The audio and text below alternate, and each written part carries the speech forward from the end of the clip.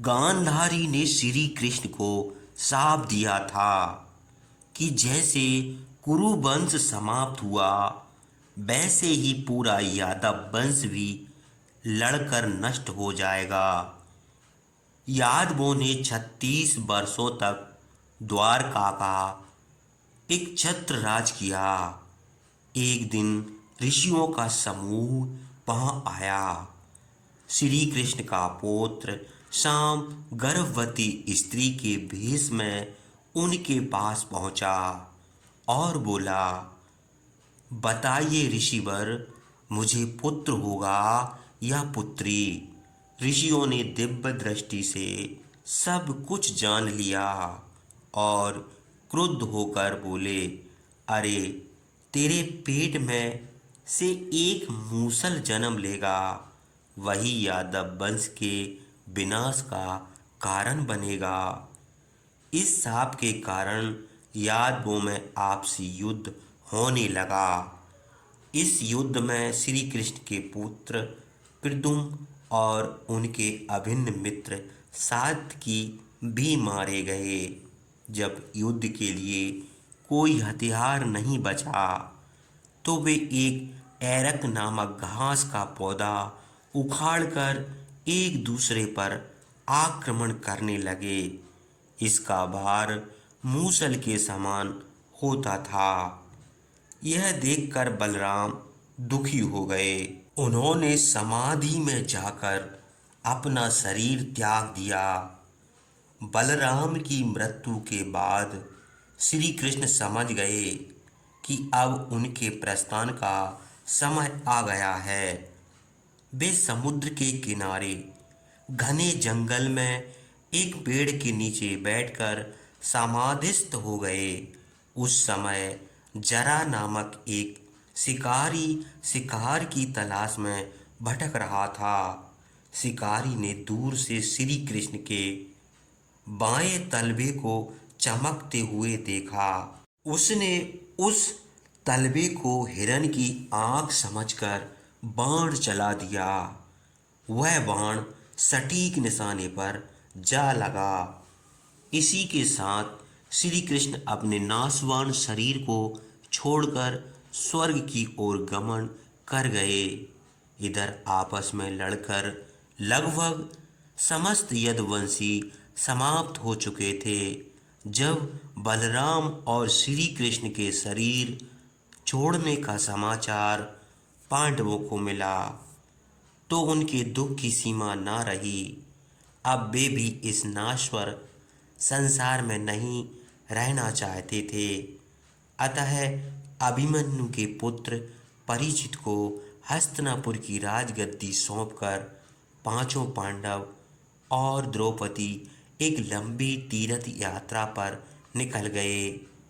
रास्ते में एक श्वान भी पांडवों और द्रौपदी के पीछे पीछे चलने लगा। वे हिमालय पहुँचे और चढ़ाई चढ़ते समय पवित्र वे थककर एक एक करके रास्ते में गिरते और मरते गए। पहले द्रौपदी, नकुल और सहदेव गिरे, फिर अर्जुन तथा भीम गिरकर मृत्यु को प्राप्त हुए। युधिष्ठिर अकेले ही चलते रहे, लेकिन उनके साथ उनका स्वामी भक्त श्वान था। युधिष्ठिर के सभी मित्र, शिक्षक, माता, भाई तथा पत्नी सब एक एक करके युधिष्ठिर का साथ छोड़ गए थे, लेकिन सही आचरण के कारण धर्म उनके संग था। तभी देवराज इंद्र अपने रथ पर बैठकर युधिष्ठिर को स्वर्ग ले जाने के लिए आए। उन्होंने कहा कि वे रथ में श्वान को नहीं ले जा पाएंगे।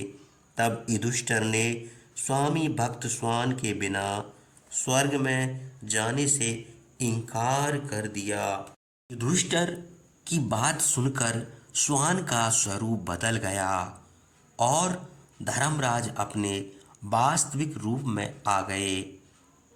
वे युधिष्ठिर की सच्चाई, न्यायप्रियता एवं धर्म के प्रति अड़ग विश्वास से बहुत प्रसन्न हुए और उन्हें वरदान देकर अंतर ध्यान हो गए। उसके बाद युधिष्ठिर इंद्र के रथ में बैठकर स्वर्ग पहुँचे। वहाँ उन्होंने अपने चारों तरफ देखा।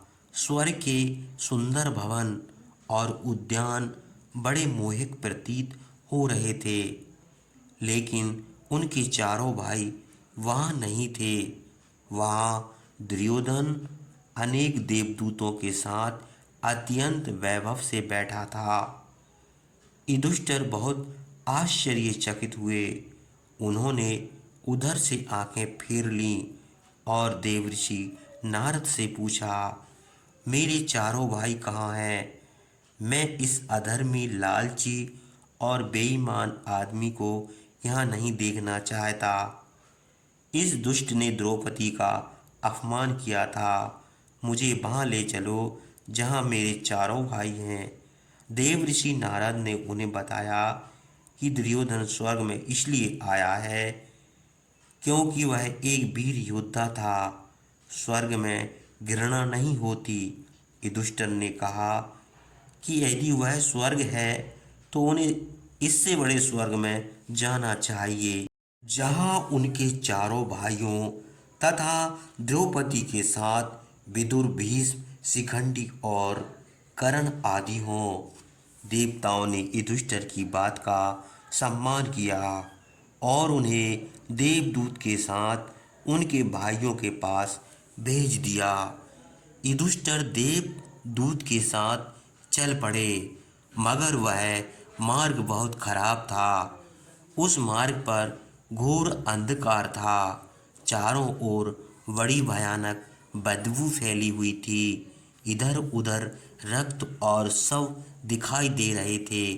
हर जगह भयंकर कीड़े मकोड़े रेंग रहे थे। युधिष्ठिर ने भयभीत होकर देवदूत से पूछा कि उन्हें अभी कितनी दूर चलना पड़ेगा। देवदूत ने उत्तर देने के बजाय उनसे पूछा कि क्या वे वापस स्वर्ग में जाना चाहते हैं, परंतु युधिष्ठिर ने इनकार कर दिया। थोड़ा आगे बढ़ने पर युधिष्ठिर ने कुछ परिचित सी आवाज़ें सुनी जो उन्हें बड़े दयनीय स्वर में पुकार रही थीं। वे आवाज़ें कर्ण, उनके भाइयों और द्रौपदी की थीं। ऐसी स्थिति में युधिष्ठिर आश्चर्यचकित हो गए। उन्होंने देवदूत से पूछा, दुर्योधन ने क्या अच्छे कर्म किए थे